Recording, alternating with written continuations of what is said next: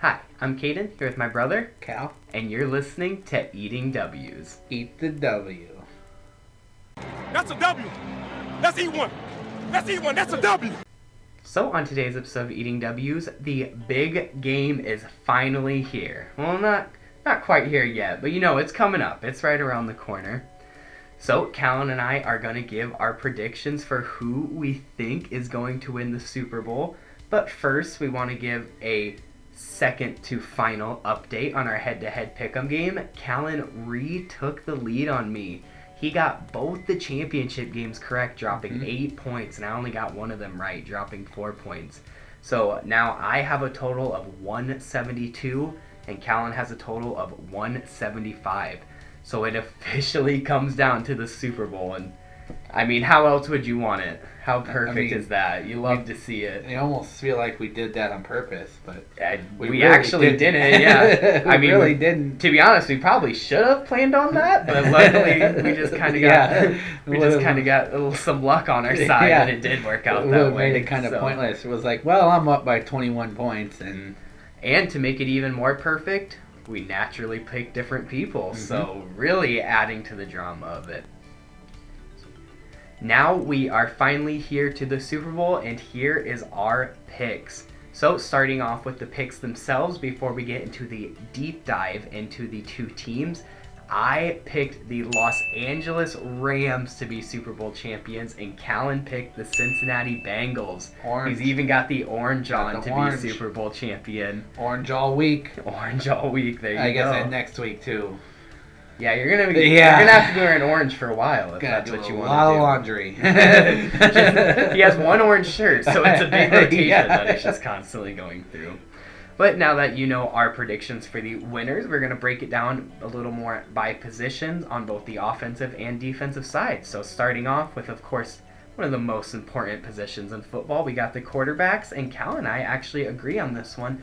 We both think Joe Burrow is actually the better quarterback, which, don't get me wrong, I really like Stafford. Nothing against Stafford.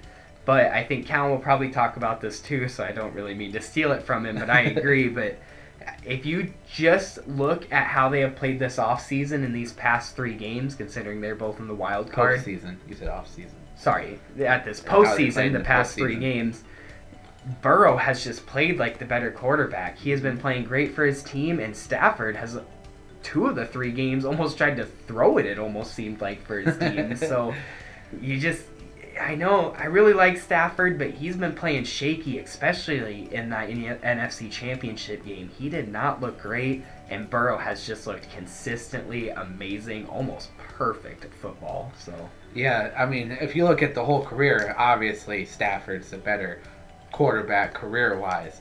But we're talking about this year and this postseason and these past 3 games. And Joe Burrow, Mr. Macaulay Culkin lookalike, has played lights out. I mean, he has played very well. He's brought the team back on, I think, multiple occasions. Haven't they been down? And they for sure were in the AFC title game. Well, each game was a game-winning field goal, so he's at least at least held them up in close situations at the very least. Yeah. So, and he has not thrown the game away. Even though he got sacked 9 times against Tennessee, he didn't let that rattle him. He didn't, feel like he had to play hero ball. He's done everything right that other quarterbacks this postseason have done wrong. And if you look, he's just, like I said, he didn't play hero ball. He didn't, like Mahomes and Rodgers tried to do. He didn't let the sacks rattle him or any turnovers rattle him. He responded positively from those, bad mistakes and didn't let it affect him. And surprisingly, he's one of the only ones this postseason who hasn't let it affect him. Yeah, when you're in the postseason like this, sometimes it's not even the better team who wins, but just a team that makes the least mistakes. And that really comes down to the quarterback. And like Cal just said, Burrow definitely has made the least mistakes. So moving on to running back, Cal and I actually got split on this one. I think the Rams have the better backfield, and he again has the Bengals with the better backfield. I mean, this is probably some bias. I'm not going to lie. And these are both really good backfields. I really like Mixon, really like P. Ryan. But I really, really like Cam Akers, and Sony Michel is none too shabby either. Cam Akers' size and strength with how fast he is just almost unseen. He's an athletic freak. He can make plays while catching. You can run him pretty much anywhere, down the middle, inside zone, outside zone, and he's going to get you some yards. He's always fighting. And I really love to see that. And a really big thing about Cam Akers is I've noticed he's a pretty good blocking running back, and I really like to see that from a running back. And then Sony Michel is kind of more that third down back guy where he's going to go out and really be a threat in the receiving game. But like I just mentioned, he's none too shabby in the actual run game either. He's pretty elusive, so I like the Rams in this matchup. You know, I didn't even think about pass blocking as for the running back grades. I did not factor that in. But I didn't factor it in because I look at Mixon as a 3-down back either way. And I think that's why I put the Bengals as having a better backfield, is because they're the only team with a 3-down back. And really, Pirine probably could be a 3-down back on other teams. So they have really two almost starting caliber running backs. And I guess you could say that the Rams do too. But the Rams, their running backs are more specific to what they can do. Whereas I feel like the Bengals running backs are more all around, and shown by Samaje Perine by his touchdown in the AFC title game. Yep. I was talking about Perine the other week, so I was really happy when I saw him get that. That made me excited. Moving on to pass catchers, and Cal and I are back to agreeing. We both have the Bengals in this one. Yeah, if you're just looking at just like the number ones, it goes to the Rams for sure. Because Cooper Kupp is just otherworldly. I mean, it's just almost insane the numbers he's put up. But looking at the whole picture, I think that the Bengals are much deeper with depth. And also, they're not, how do I put this? The Bengals wide receivers, you don't have to worry about their attitude going off the rails. That's a really good point. So I like that point. You know, if things start to go wrong in the Super Bowl, OBJ could make them go a lot worse by just throwing a little temper tantrum, a little fit. And I'm not saying that he's going to or that he's that type of player, but he has done it before. So it's hard to not, look at that and hope that it doesn't happen. Oh, man, an Antonio Brown level meltdown in the Super Bowl by OBJ. I don't hate OBJ by any means, but, man, that would just be good TV. I'd love to see that just off the entertainment value. But this is now our third game between two preview episodes that we've done these kind of more deep dive direct matchups, and this is by far was the hardest one to pick for me. I mean, you got, like Cal mentioned, otherworldly Cooper Kupp, probably best receiver in the league, one-man army on that Rams team, and then he's backed up by OBJ and a guy who I really like in Van Jefferson, and then you jump to the other side and you look at that top three in Cincinnati, and it is just insane. You want to talk about otherworldly, the fact that they got three receivers that good. They got three number one. And Chase, T. Higgins, and Tyler Boyd.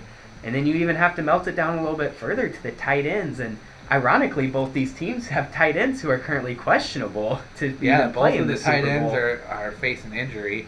But then you look at the backups, and you got Robert Blanton for the Rams, who Kendall Blanton. Kendall Blanton, yeah, sorry. I knew I was going to mess that name up. But you got Kendall Blanton for the Rams, who really stepped up against the Niners. Very well, and then you got Drew Sample for the Cincinnati Bengals, who isn't great in the receiving game. He's actually more of a blocking archetype tight end, but I love to see that too. I really like my blockers. That doesn't mean he can't catch. It just means that he's better at blocking. Overall, you just got to give it to Cincinnati because it is insane to have three receivers at that level. I mean, when your worst receiver is Tyler Boyd, who I think could be definitely a wide receiver 2, if not a glorified wide receiver 1 on most teams. Yeah. And he's your third best? Like, he's getting the third most targets on your team? He's third in the rotation, yeah. It is just mind-blowing to see that. So, overall, comes down to the Bengals for me. And then you go from one of the hardest to pick to one of the easiest to pick, in my opinion. Yeah. When you compare these two teams on the offensive line, we agreed it's pretty obvious. You got to go with the Rams. The Rams have had an elite level offensive line for the past 3 or 4 years now, and the Bengals have just had the absolute polar opposite of an elite level offensive line. It looks like looks like a bunch of middle schoolers out there playing sometimes. Yeah. I mean, they went against Tennessee and allowed 9 sacks on their quarterback to a decent defensive front, but nothing special It didn't in stop Tennessee. them. But it didn't stop them. They got the weapons in the quarterback to go through it, but there's not even much to say. I mean, the Rams' offensive line is just so much obviously better. Yeah, besides on the Bengals, besides Jonah Williams, I can't think of anyone else on their You offensive got Quentin line. Spain. Oh yeah, Riley Reef is Riley Reef is out, so he's not, he's out for the season. Yeah, so man, that's tough. We all thought they were gonna draft P.N.A. Sewell because it doesn't matter who's catching the ball if he can't block. Well, they really turns out it did. They really showed that really stood up, but it still is. They're definitely their weakest point. I mean, they've obviously allowed the most sacks of any Super Bowl team through the postseason in NFL history, which, sacks is an important stat, but I think it's going to show that it's not the most important and maybe doesn't carry as much weight as we once thought it did. Because, I mean, the team in the Super Bowl has given up the most sacks, so yeah, I'll give up all the most sacks if it means I get to go to the Super Bowl. Exactly. I mean, when Burrow takes 9 sacks in that game against the Titans, and I still want to say put up almost 300 yards and a couple of touchdowns, you can't argue that. That's just talent. That's talent from Burrow. That's talent from that receiving core. Could you imagine what they could do if Burrow had some time? Oh, I know. Oh, the Bengals would be putting up 50 They're points a game. able to hold it together just enough, just long enough to keep Burrow alive to make the good plays, and I worry about that. With now. a guy like Aaron Donald coming through that middle, this might be the time of reckoning for that Bengals offensive line. Speaking of Aaron Donald, moving on to the defensive side of the ball, we'll start off with the secondary. And Cal and I actually flip-flopped on the two sides of the defense, which I found really funny. But starting with the secondary, I have the Rams as the better secondary, and Callan has the Bengals. Yeah, I just think the Bengals have more, kind of the same thing as the receivers, more depth and a little more talent. They got 3 starting corners, starting caliber corners, in Eli Apple, Mike Hilton, and Chidobe Awuzie. I think that's just insane that I didn't know they had that many corners. Those are number ones on most teams. The safeties are obviously led by Jesse Bates, who's becoming a superstar.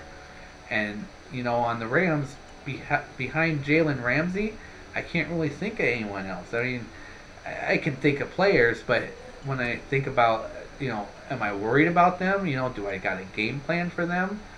I don't see them as real threats. And maybe, they'll probably, someone will make a huge play now. Now that I've said that, someone will go and have 2 interceptions in the game, and it'll probably be like Taylor Rapp or Eric Weddle. But the fact that they had to go get Eric Weddle out of retirement before the playoffs started shows me that you were worried about your secondary. Yeah. So the fact that they were worried already about the secondary, Cincinnati didn't go sign anybody off of the couch to bring in. They are very confident in their secondary. And look, it was able to hold up against Patrick Mahomes down 18. So you got to give some credit to that secondary, because those were a lot of coverage sacks and coverage mistakes by Mahomes. Oh, certainly. And then I take the Rams because it was all I could do to not give Cooper Kupp the edge at the one-man army earlier when we talked about the pass catchers. So I thought I would even it out by giving Jalen Ramsey the one-man army.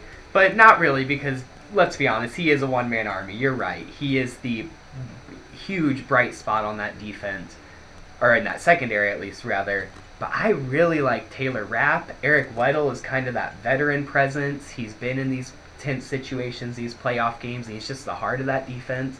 And he's very much regressed from what he did last season, but I still really like Darius Williams, who's kind of that more like quick athletic corner than a coverage corner. But, sometimes that works out. And like you said, with somebody else getting the 2 picks, I think if it's anybody, it'll be him, because he can cut off those routes pretty quick. And the Bengals like to use their screen game when they can. And Darius Williams is great at reading and cutting off screens. So really like the Bengals secondary too, but I love that Rams secondary, especially in this matchup, even though they're going against these good pass catchers.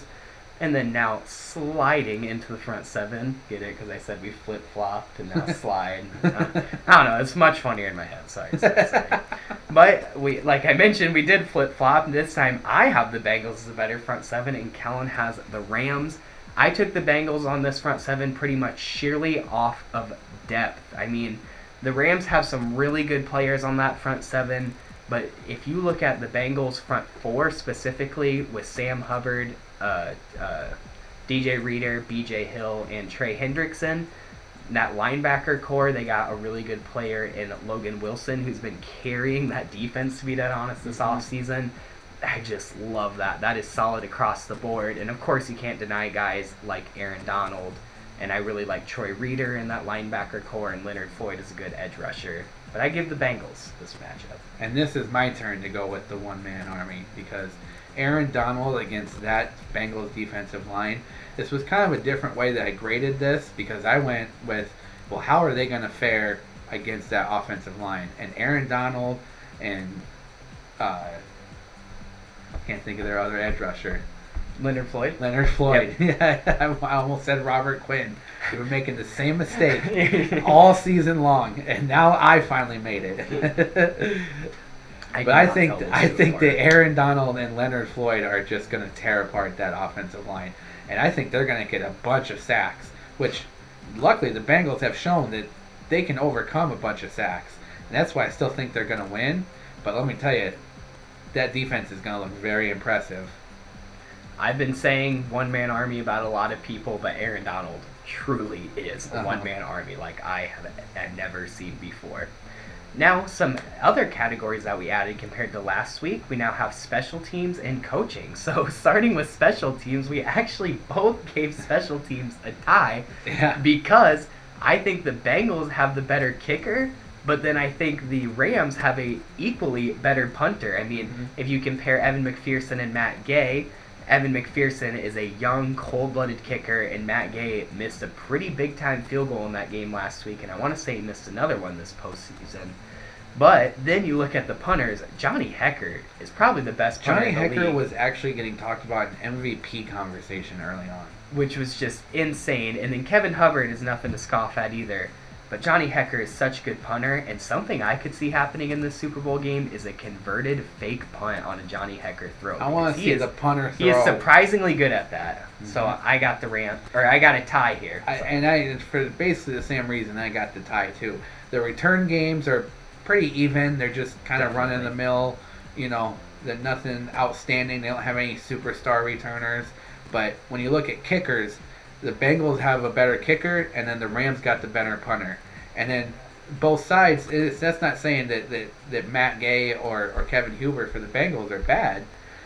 They're both very solid as well. It's just that when you're looking at Johnny Hecker and Evan Shooter McPherson, that's his nickname, Shooter. Evan Shooter McPherson. I mean, how can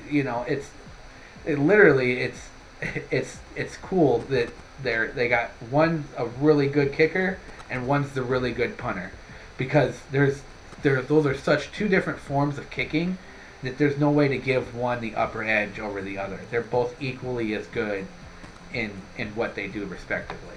I agree, and in a game with two powerhouse offenses and stellar defenses, special teams is going to play a big role. So we've shown already this postseason that special teams is very important to be solidly fundamental on it. It definitely is. And then now finally, looking at coaches, Cal and I again agree. We both got the Rams in this one.